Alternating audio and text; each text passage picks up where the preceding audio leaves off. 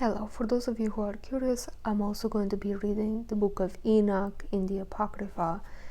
It is not certain if the actual Enoch wrote it, if it came from the actual Enoch that it represents, which is one of the descendants of Seth, the third son of Adam and Eve, but before the flood happened, before Noah's flood.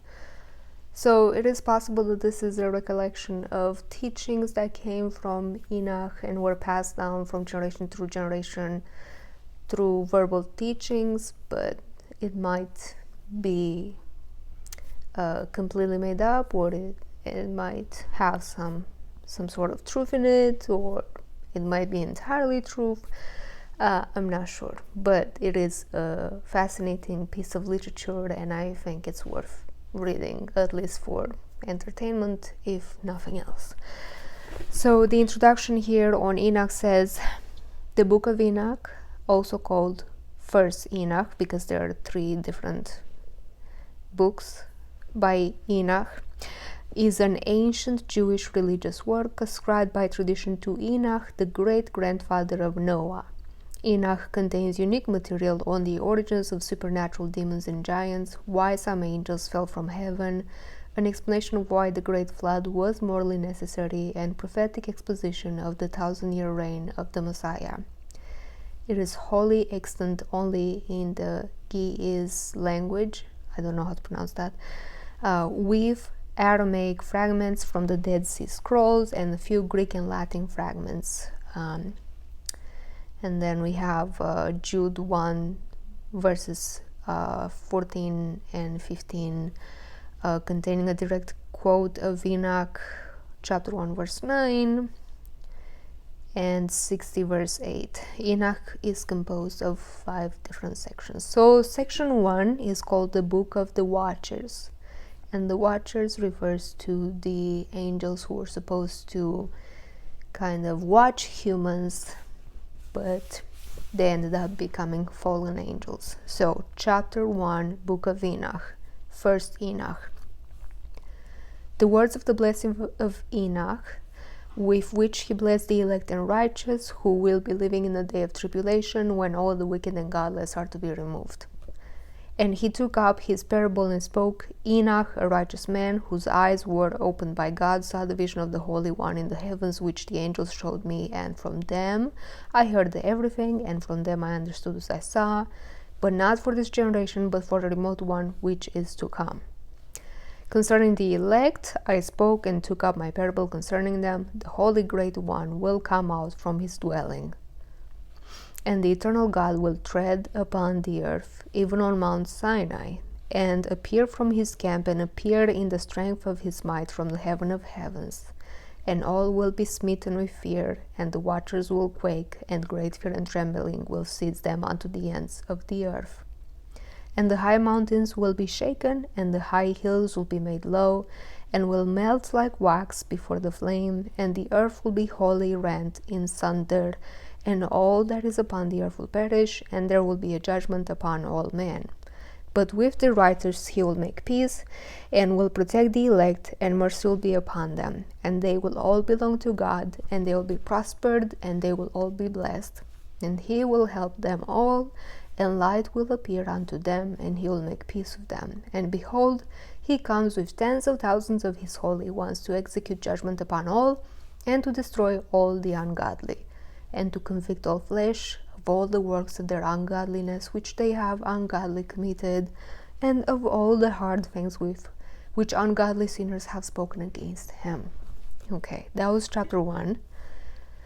So it's kind of an introduction by Enoch himself, and it says that most of this text is not necessarily relevant to the people of his time, as is relevant to the people of our time or the times to come, which will be living in the last days before God returns to fulfill his judgment on earth, and then take his people to spend eternity with him in the new age.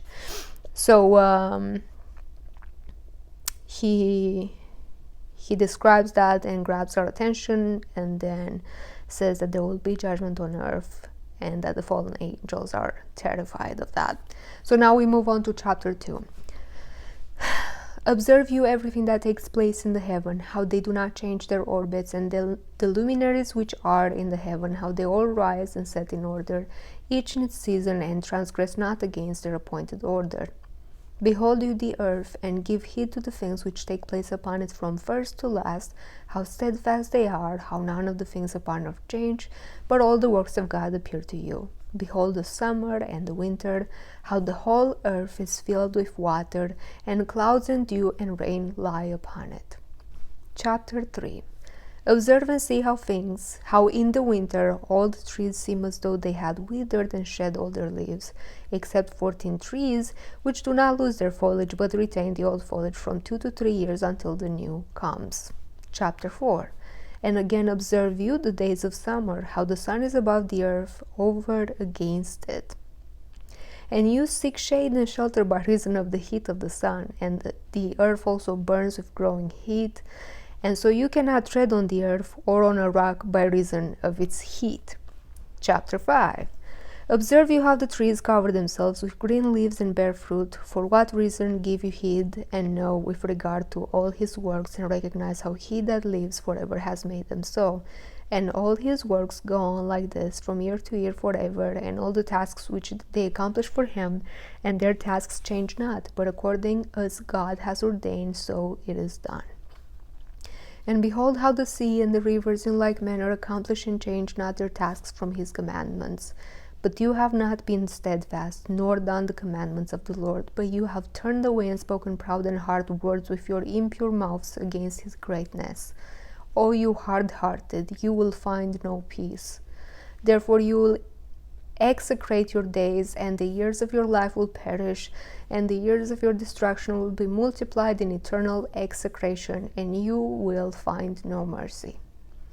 In those days you will make your names an eternal execration unto all the righteous, and by you will all who curse, and all the sinners and godless will imprecate by you, and for you the godless there will be a curse.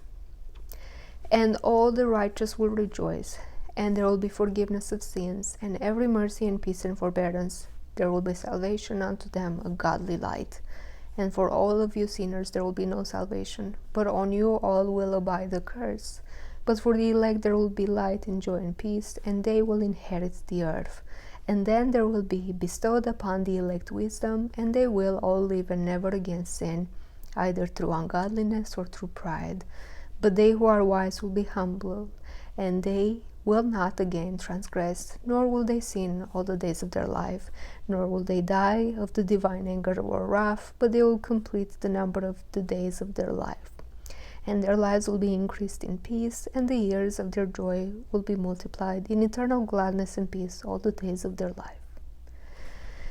And now we enter chapter 6, which talks about the fallen angels, and the next chapters go into details about angels in general, fallen or not fallen. So we have chapter 6. And it came to pass when the children of men had multiplied, that in those days were born unto them beautiful and comely daughters. And the angels, the children of the heaven, saw and lusted after them, and said to one another, Come, let us choose us wives from among the children of men, and beget us children.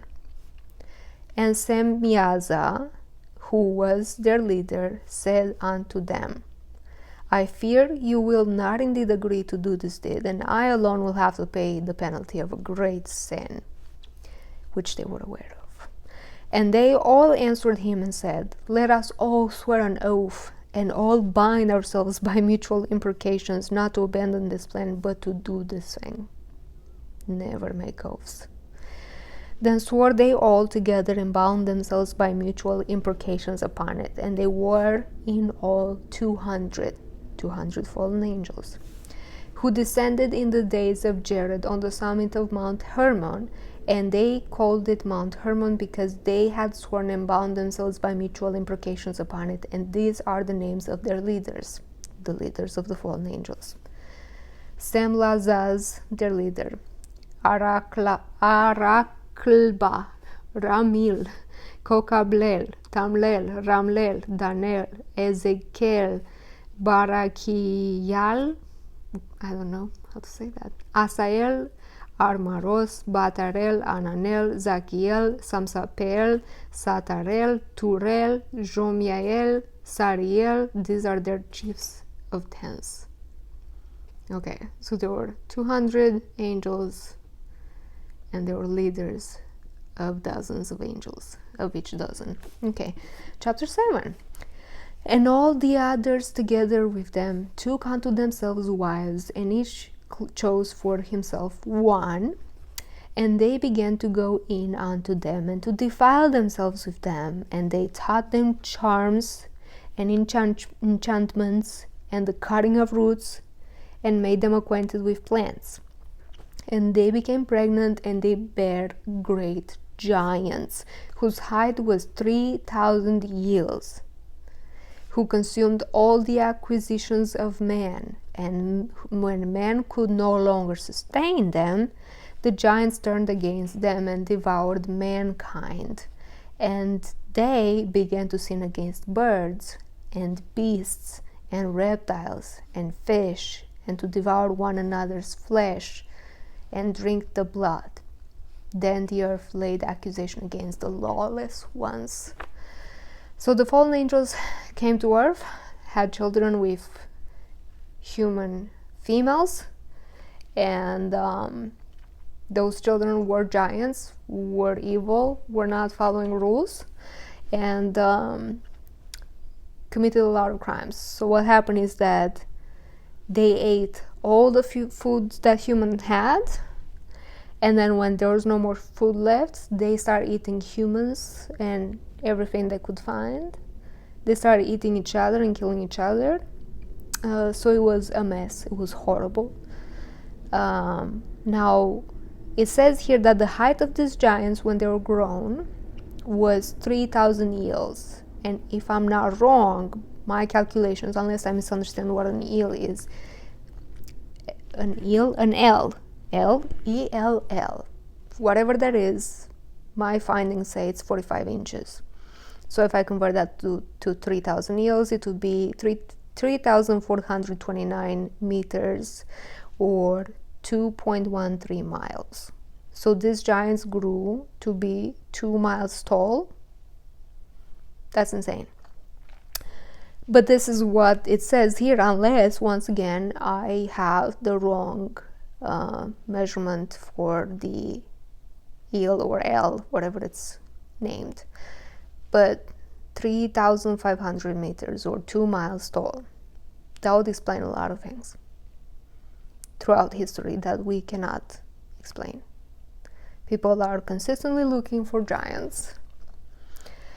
And we find some people out there who might have had some sort of genetic deformity or something, some sort of advantage, and they grew to be 6, 7, 8 feet tall. And, there are people nowadays who grow that tall. It's not entirely surprising. But to be 2 miles tall, it's a whole nother problem. It would make sense that a 2 mile tall giant would think I'm a little snack compared to him. It doesn't surprise me that they ate all the food that humans had. Imagine the famine and the fear among those humans. And it doesn't surprise me that they managed to build such insane monuments that we see across the globe that are standing to this day, and that make no sense in the way they were built, and they're massive. And it's illogical for humans to have anything built to such height. It's just illogical. We're so small, why would we have something built so massively? But it makes sense for a giant to have something built that is massive.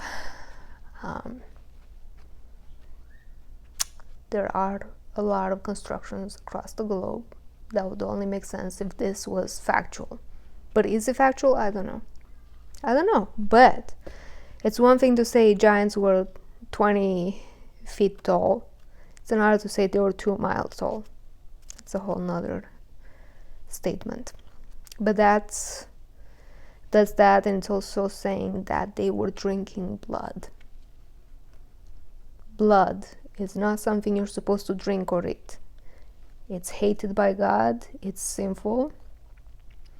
You can drink and eat a lot of things, but when you eat meat, it has to be cooked, and you're not supposed to put blood anywhere near your mouth. So they were breaking a very serious law. By drinking blood, they were dishonoring and disrespecting a lot of creatures and humans. Okay, so we're moving on to chapter 8. And Azazel taught men to make swords. So one of the fallen angels, multiple fallen angels, taught people to do different things. Okay, so it might appear to them that they were advancing humanity, but they weren't. They were making humans more sinful.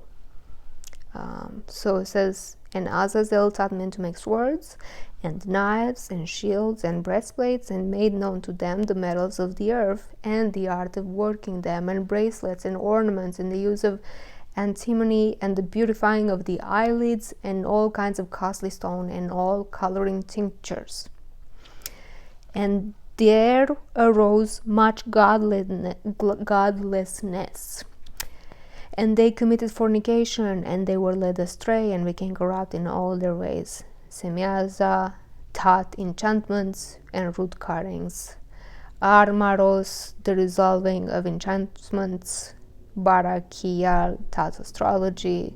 Kokabel, the constellations. Ezekiel, the knowledge of the clouds. Arakiel, the signs of the earth. Shamsiel, the signs of the sun. And Sariel, the course of the moon. And as men perished, they cried, and their cry went up to heaven. So, this is interesting, because some of these things don't seem like they're bad,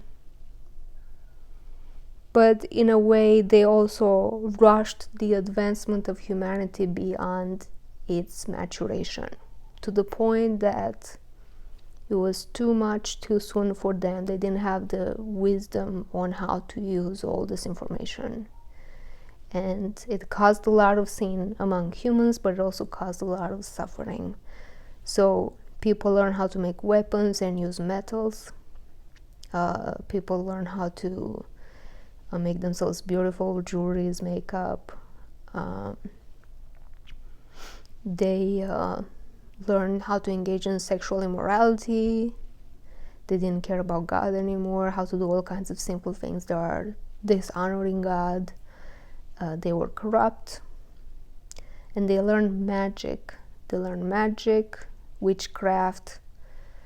They learned astrology, and they learned how to understand the earth and the clouds, the sun, the moon, and I guess in a sense how to read into them, maybe the zodiac and horoscope kind of situations. How to use them maybe to chart their course if they had to go on a trip or something. I don't know. All these things are cool, but it led to a lot of issues. Too fast, too soon, and it was not their job to intervene. It was their job to watch. Especially, it was not their job to mix their genetic heritage with humans. It caused a lot of issues when those giants were born and were criminal. So I'm going to record another video on the next chapters, because it takes a slightly different direction.